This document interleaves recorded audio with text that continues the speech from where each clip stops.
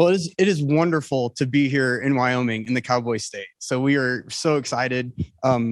It's been a pleasure sponsoring the Wyoming Hackathon since the get-go, and just a pleasure to be here. The weather's been great. Hasn't the weather been great? It's been awesome. So can't complain about anything. So, and the hospitality here has just been amazing as well. So super excited to be here. So today, to kind of kick off the business side of the conference, I want to get into what I want everybody to leave here today, and obviously throughout the hackathon over the weekend, is that go away inspired to build something. Go away that just do something, even if it's something simple in the blockchain industry. Go away inspired to listen to all the speakers today, collaborate, talk. There's amazing things that happen at these conferences that don't happen anywhere else. And whether that's if you're, virtually, listening right now, or if you're here at the conference, there's a great way to connect, and we've got great mediums to do that. And so that's kind of what I want you to take away from today's talk, is that, go away inspired to go out and build something. So I thought I'd start with the joke, because it's early in the morning. Let's have some humor.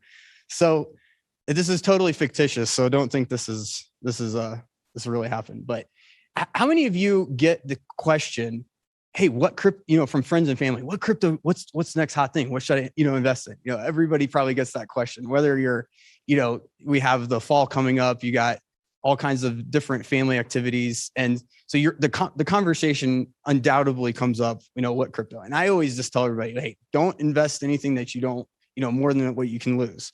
And that's just that probably goes across the board about all investing. But I always, I'm afraid to tell anybody, because, if you haven't been in this industry, you're not ready for the ups and downs that happen, with the ebb and flow of crypto. So anyway, I got a call from a friend, college friend. We'll call him Bobby. Okay. So Bobby calls me, says, man, he's like, I invested in this crypto, Joel. I'm like, oh man, great. All right. What's this about? He's like, yeah, I never make any money. I'm like, well, I don't, so I'm like thinking, okay, well, I wonder what he got into. Did he get into Bitcoin? Did he get into Ethereum? And so he's like, yeah, he's like, it's just been, I've been hodling, holding on for dear life. I've, just like everybody says, hodl, and just waiting for that thing to go up. I never make any money. I'm like, man, well, he's like, you know what? I never lose any either. I'm like, wait, what? I'm like, in crypto, you always lose money. Like sometime you lose the money and sometimes you're making money. I'm like, well, what? I was just like baffled. Like, that's pretty amazing. I'm like, well, what crypto is this? Maybe I want to invest in this. And I'm like, so we, after we talked for a while, I was like, well, what is it? He's like, Tether. Yeah, stablecoin. Bad joke, right? So anyway, that's the joke, the funniest thing we'll probably talk about in the talk. But so today I want to talk to you about an individual, and you probably saw him in the news, is BENYAMIN AHMED. And so 12 years old, probably has some genius in him, obviously. So he built this crypto art, and there were whales, just different, almost like a bit emoji, but he made $400,000 in ETH. And now how did he do that? Well, what he did is he took these items and he minted those in an NFT. And an NFT is a non-fungible token. So we've talked a lot about fungible tokens and, all the different, that's, ERC20s and how crypto really started. But the new items that are coming out, non-fungible tokens, are basically smart contracts, standardized smart contracts that can be transferred immutably, non-reputable. But BENYAMIN, what he basically proved out is that anyone can build something. Anyone can take something and now, maybe this is an outlier. We've seen a lot of hype in the NFT space, but what's exciting is that, 12 years old building something like this is pretty exciting. And I think he'll go on to do, some pretty amazing things. So that's just one example. And I think there's a lot more as we get into this talk that you'll see what non-fungible tokens can do. So what can you do with it? So he's got all this ether now, probably going to go up in price, but let's talk about the various items that can be done with the Ethereum that he's got now. So he can hodl, right? The joke, my bad joke, and probably my kids would call it a dad joke, but he can hodl. So he can hold on to that. It'll go up, he can do all, just hold on to that and probably, have an amazing, pay for college, do all kinds of things. He could also biddle or contribute to other projects, right? So he can go and take that Ethereum and use it to work with others and build, something new, or extend what his current project is. The other item is he can exchange to fiat. So there's obviously lots of exchanges. There's going to be tax implications around that. There's tax implications just owning Ethereum or any type of crypto, but obviously that's another one. He can exchange for other crypto. So he could exchange that for, transferring all kinds of different decentralized exchanges. He could also purchase more NFTs, right? NFTs are, obviously the industry sees that as an investment. Obviously there's some, probably a bubble around some of the hype, but he could purchase other NFTs and resell those and create even further capitalization on that. And he could place it in Compound. So Compound is it provides interest. You can basically send that in and into the Compound protocol and get C tokens from Bitcoin or Ethereum that you put in there. You could also take out a loan on Compound, right? So you can actually take out, take your current Ethereum and take it into other DeFi networks. You can also stake the Ethereum. So you can take that Ethereum and you can put it on 2.0 and you can earn rewards for locking up your crypto for a certain period of time. You could buy mining rigs. You can take your Ethereum, you can take your crypto, you can buy mining rigs, you can mine more crypto, other different kinds of things. So the point is there's so much more that the industry has built around businesses. And we're going to get into more about the traditional businesses and how those work as I go further in the talk. But that's the main point, is just within the crypto industry alone, there's so much that you can do with that. So what I want to go is talk now about, we've got the fungibility. So you've got the 1-to-1, 1 Bitcoin equals 1 Bitcoin. And that's not a unique item. There's a limited supply, but it's not unique. Not like how an NFT is minted when it's non-fungible, which means there's only that one, and it's very unique. And so how non-fungible the fungibility has created this ability to be able to transfer between the physical and digital items more seamlessly. So it's not, you don't have these third parties that are intermediaries that are now. So it really makes for this rapid transmission. And we'll get into kind of all the assets that I believe are in the future. And there's probably business models we haven't even discovered yet, that's around this industry.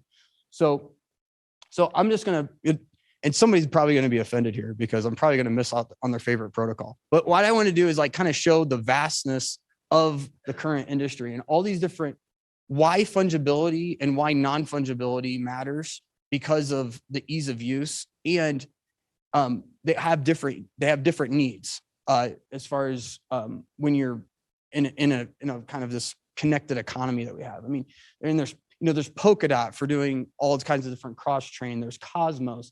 You have stable coins like Circle, USDC. You've got Tether, like I mentioned before. All those serve different purposes for liquidity and how items are transferred. Cardano, Solana, Avalanche, obviously Bitcoin. Bitcoin really, really matters in this space because it was the first. And you have Stellar, Hyperledger, and all the different Hyperledger projects that are going on there. Consensus Quorum, Uniswap, right? Being able to take different coins and transfer those and having liquidity pools for those. Binance, large exchanges, Ethereum. So there's just RSK, a side chain to Bitcoin that's an EVM based side chain, provides that smart contract capability with Bitcoin. So all these things, all these projects matter, and they all connect in different various ways. And I'm going to leave some time for questions, so we'll have some time to talk. But one of the use cases, Tokes, they're a multi-billion-dollar restaurant conglomerate in Mexico, have 230 restaurants, multiple coffee farms. So they have multiple food supply chains, but one particular that I'm going to focus on is the coffee supply chain.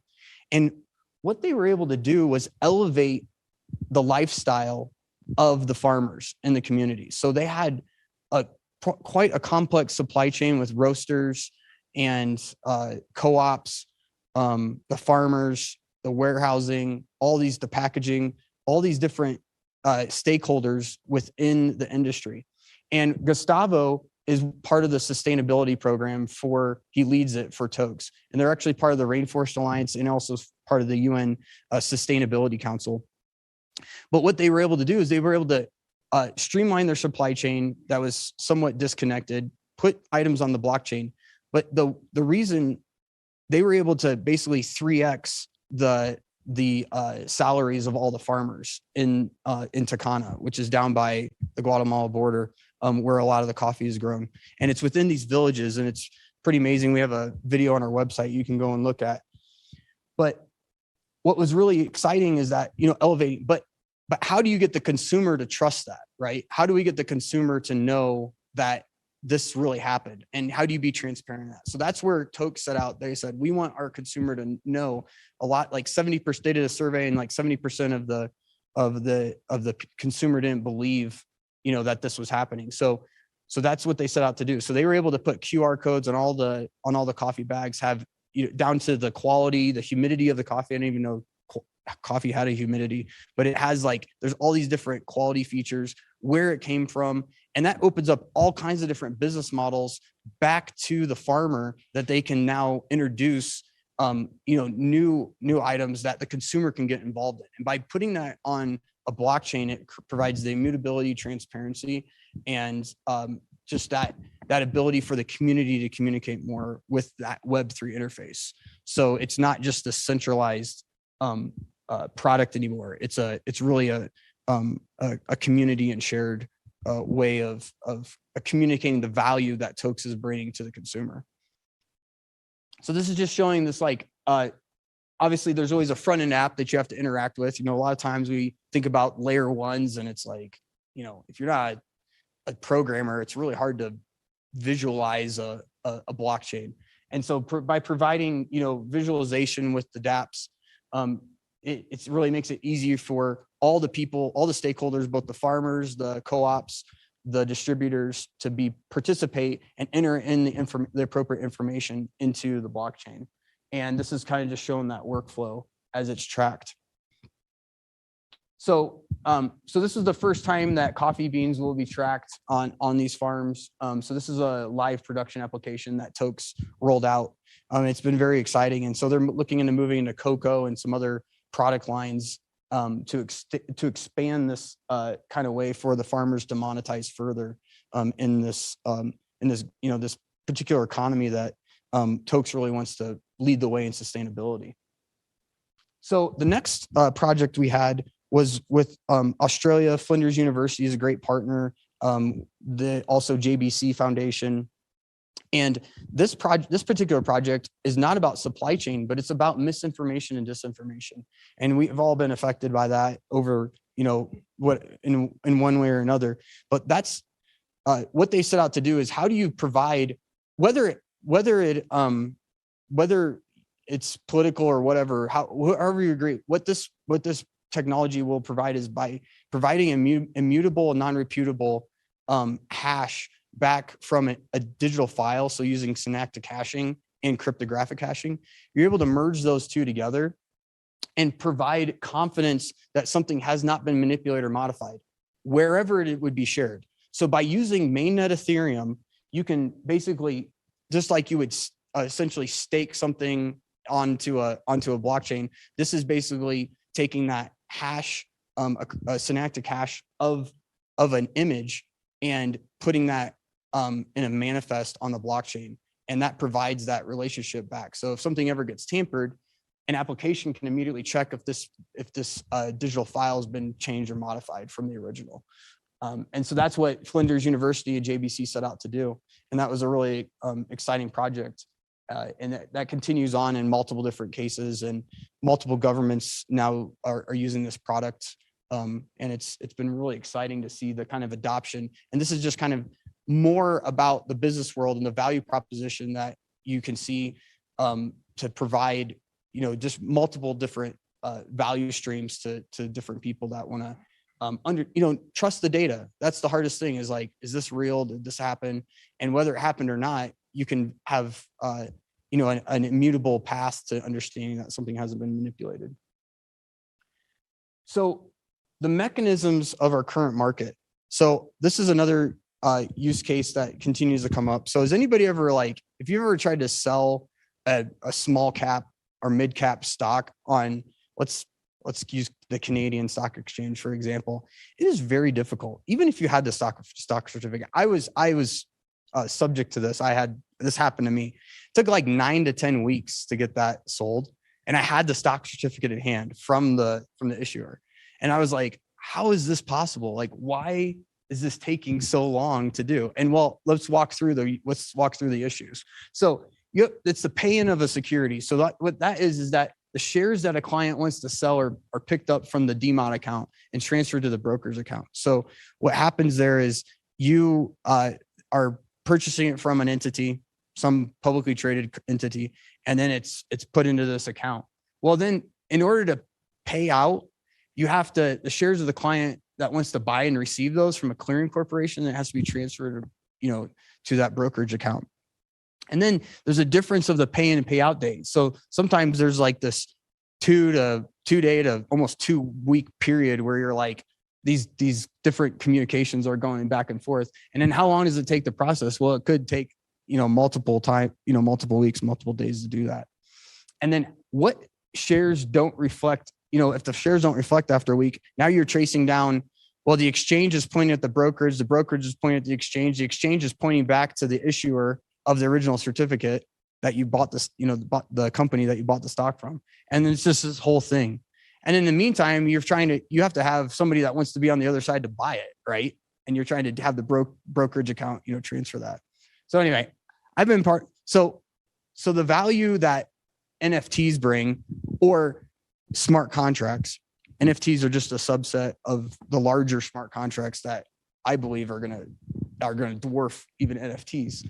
And that's minted, transferred, sold instantly. And that's what you've already seen this happen with multiple NFT platforms. You're seeing assets that have been minted, and they know who owns it and how it can be immediately transferred and trusted, and it can be immediately turned out and resold. So there's going to be so many more of these items that get, beyond just NFTs. Like I said, smart contracts, NFTs is just a subset of that. Everything will be tokenized. So we're already seeing this, even in the indexes. The NASDAQ and the NYSE are starting to look at the tokenized indexes. We believe boats, vehicles, land, housing, loans, because if something can be digitized, it can be easily transferred. And that's why the fungible and non-fungible is so important. Imagine the fungible is like the fiat of that digital item, which is non-fungible. And that's how the economy, these economies can grow so fast, because you can immediately get loans against your NFT that you might have purchased. And you can go into, then maybe you want to do a construction project or something else like that. So there's just great things that can happen. Decentralized identities, verifiable credentials, those are all important, because you need to know, like, KYC and AML is a big problem, right? And so by providing these decentralized identities and verifiable credentials, we can eliminate a lot of this process by being able to verify people, and that zero trust. Just like Bitcoin, $1 trillion economy that's running, that nobody really managed. It's just managed by the proof of work, right? So you trust it because there's so much energy intensity that is behind that.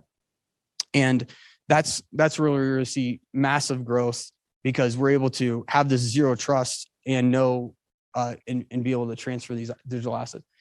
DAOs obviously been talked about this week, and I think will be talked about even more. The decentralized autonomous organizations, Wyoming's been great in leading that effort. And zero knowledge proofs for secure supply chains. That's going to be very important, because not everybody wants to share all their information that's happening in that supply chain, but they need to be able to transfer these assets in a very seamless way. And so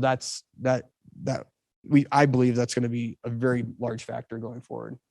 So what does everything need to be? Well, it has to be simple, it has to be scalable, and it has to be sustainable, because, we need, bubbles in the market and various things, and that's exciting. But for the major mass adoption of this, it has to get really real. It has to get into the, everybody in the world needs to have like a digital wallet, because that is the gateway to being able to transfer these kind of assets, whether it be fungible or non-fungible. And so that's the end of my talk, and I'm happy to take any questions if there are any. Thank you.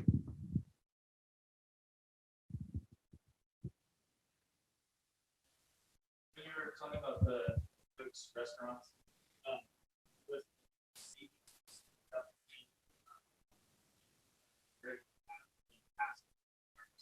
that because of the blockchain technology, or they simplify the supply chain, blockchain help them verify or prove that they interact.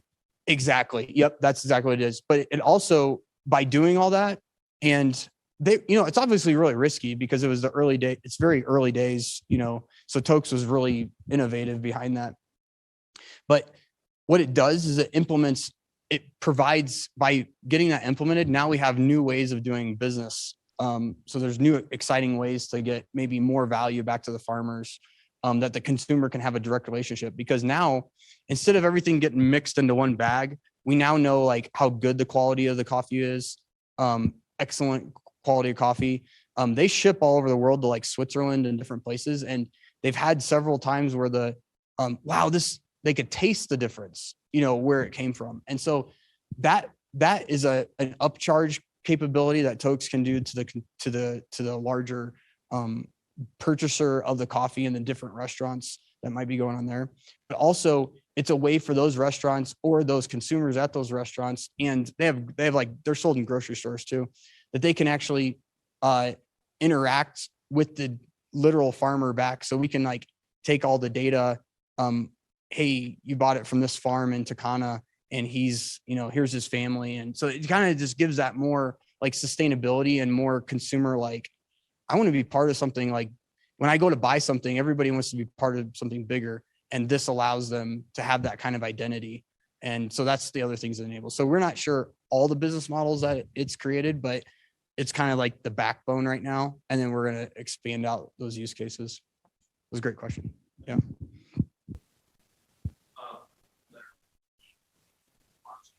Mm-hmm.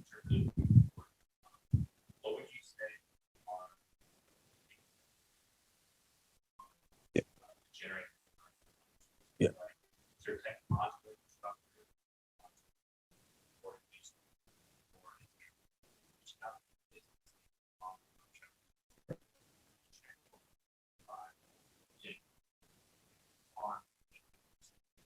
Right. Yeah. There's more tooling being built every day. I think education's a big one. So like educating different groups, I come at it from like an education, government, and enterprise standpoint. So like kind of three pillars: education, because that's the next generation, and they're the ones that are, going to be using technology even further out. Government, because they set policy and standards. So you have to be involved in that. And then of course, enterprise, small business, large business, all those different different groups. And if you've ever, even going to like set up a checking account at a bank, I mean, there's so much like, so much things you have to provide, and paperwork, and in-person paperwork that you have to set up. So I think small businesses, being able to enable digital wallets, that's kind of the first step. Like I say, is the kind of gateway to get, and it has to be simple. There's obviously point of sale systems that are are improving that process. But I believe that, you know, crypto is going to serve a huge pathway from a,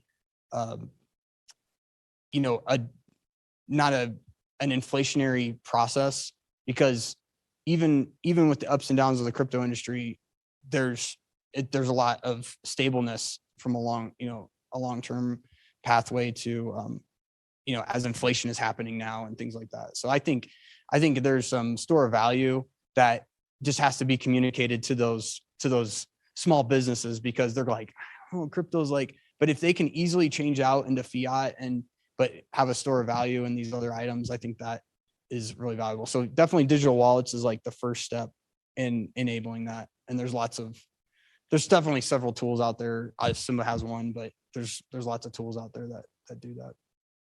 Great question.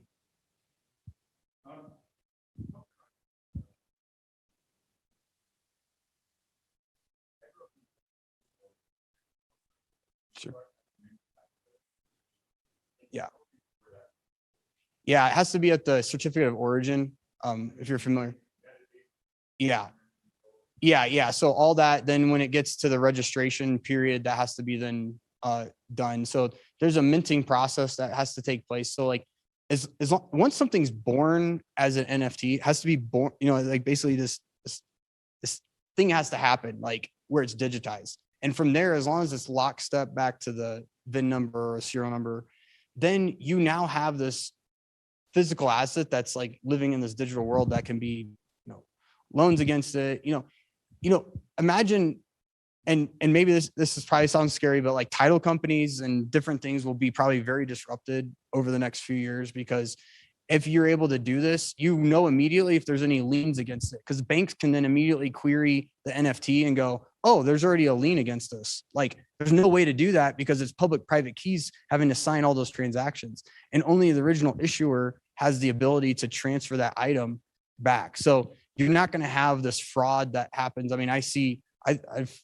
you watch any type of television, you see like the mortgage insurance, right? It's like, hey, you know, there's all these stories about mortgage fraud and things happening. Like people don't realize it, that somebody's taken out multiple loans on their home.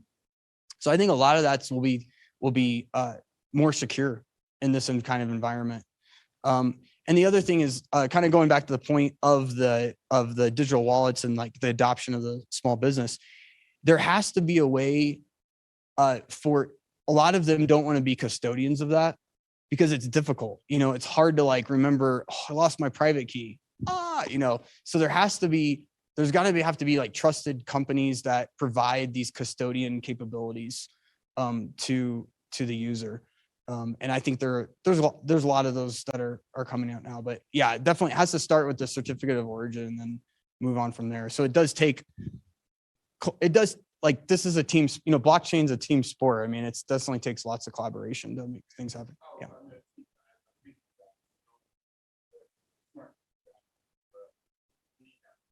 Right.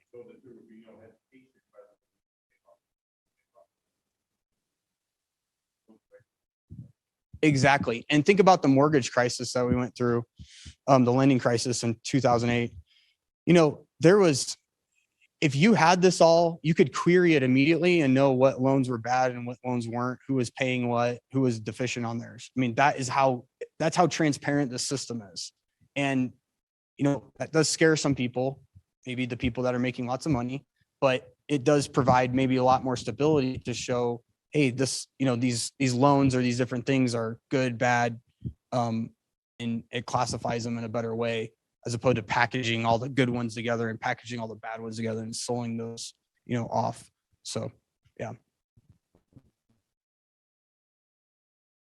Yeah, Marcus.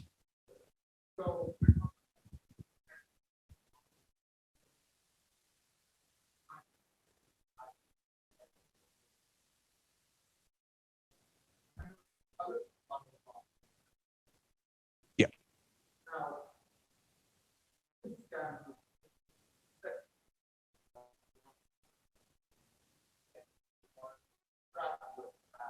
Right. Yeah. Right. Right.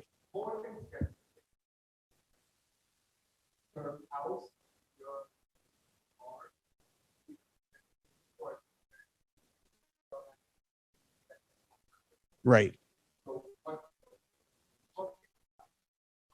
Yeah. Right. So I mean, really Web3, and I'll talk from a high level because I don't want to get definitely maybe a sidebar on the technical points of all that. But from the outset, Web3, the enablement that it was supposed to be your money, your data, your identity, right? That's the main points. It's peer to peer. There's not third party interaction. Those are kind of the main points of it. It's like the ownership of all your information, so that where Web 2 was kind of like this ultimate data tracking of everything that we've done, so now we're all fighting against that now. And now Web 3's come on and it's trying to disrupt that model that's been ingrained, since 2000. So it's, but yeah, to your point, there's definitely more security things that are, but what's great about that, there's a lot of great open source technology like OpenZeppelin and people that are really, putting in the effort to provide, more security around these things to protect. And I think there's definitely got to be like government standards and policies that need to come. I mean, NIST has been having a blockchain center of excellence, trying to start one of those. The Department of Commerce is working on one. I mean, there's so many different groups, and obviously the Department of Commerce is really trying to protect the consumer. So there's and obviously the SEC does as well, right? So that's been the bigger one. But I think to your point, the Department of Commerce is going to have to step in and come from like a whole nother angle when it gets into these other items as we go further. So, but there's more to come there. Yeah. All right. Well, thank you.